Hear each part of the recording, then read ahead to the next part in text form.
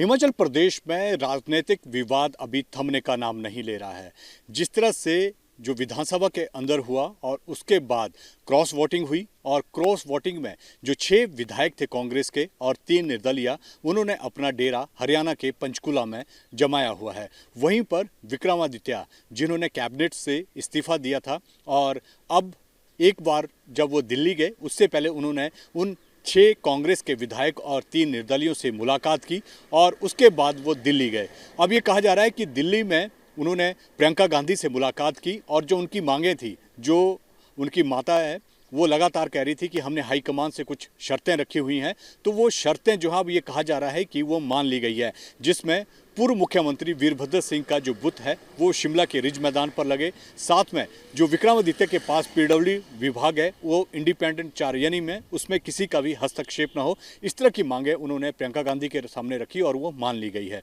लेकिन जाते जाते हिमाचल प्रदेश एक बार फिर विक्रमादित्य उन 6 कांग्रेस के बागी विधायकों और 3 निर्दलियों से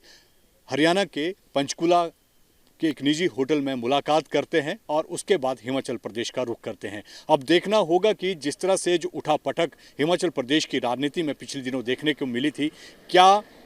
सुखविंदर सिंह सुक्खू अपनी सरकार बचा पाएंगे, और जिस तरह से जो भाजपा लगातार कह रही है कि अल्पमत में ये सरकार है और भाजपा आने वाले दिनों में हिमाचल प्रदेश में सरकार बनाएगी, तो अब देखना होगा कि जिस तरह की उठापटक थी उसमें क्या कुछ निकल कर आता है। क्या सुखविंदर सिंह सुक्खू अपनी सरकार बचा पाते हैं या फिर भाजपा हिमाचल प्रदेश में कमल खिलाती है। हिमाचल प्रदेश में राजनीतिक विवाद अभी थमने का नाम नहीं ले रहा है। जिस तरह से जो विधानसभा के अंदर हुआ और उसके बाद क्रॉस वोटिंग हुई और क्रॉस वोटिंग में जो 6 विधायक थे कांग्रेस के और 3 निर्दलीय, उन्होंने अपना डेरा हरियाणा के पंचकुला में जमाया हुआ है। वहीं पर विक्रमादित्य, जिन्होंने कैबिनेट से इस्तीफा दिया था और अब एक बार जब वो दिल्ली गए, उससे पहले उन्होंने उन 6 कांग्रेस के विधायक और 3 निर्दलियों से मुलाकात की और उसके बाद वो दिल्ली गए। अब ये कहा जा रहा है कि दिल्ली में उन्होंने प्रियंका गांधी से मुलाकात की और जो उनकी मांगें थी, जो उनकी माता है, वो लगातार कह रही थी कि हमने हाईकमान से कुछ शर्तें रखी हुई हैं, तो वो शर्तें जो है अब ये कहा जा रहा है कि वो मान ली गई है, जिसमें पूर्व मुख्यमंत्री वीरभद्र सिंह का जो बुत है वो शिमला के रिज मैदान पर लगे। साथ में जो विक्रमादित्य के पास पीडब्ल्यू विभाग है वो इंडिपेंडेंट 4 यानी में उसमें किसी का भी हस्तक्षेप ना हो, इस तरह की मांगें उन्होंने प्रियंका गांधी के सामने रखी और वो मान ली गई है। लेकिन जाते जाते हिमाचल प्रदेश एक बार फिर विक्रमादित्य उन 6 कांग्रेस के बागी विधायकों और 3 निर्दलियों से हरियाणा के पंचकुला के एक निजी होटल में मुलाकात करते हैं और उसके बाद हिमाचल प्रदेश का रुख करते हैं। अब देखना होगा कि जिस तरह से जो उठापटक हिमाचल प्रदेश की राजनीति में पिछले दिनों देखने को मिली थी, क्या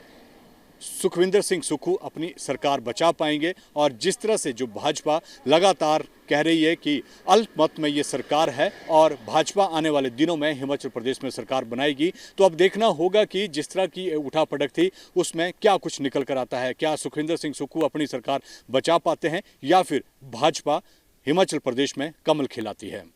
वीडियो जर्नलिस्ट सचिन के साथ विशाल ठाकुर, न्यूज़ नेशन, चंडीगढ़।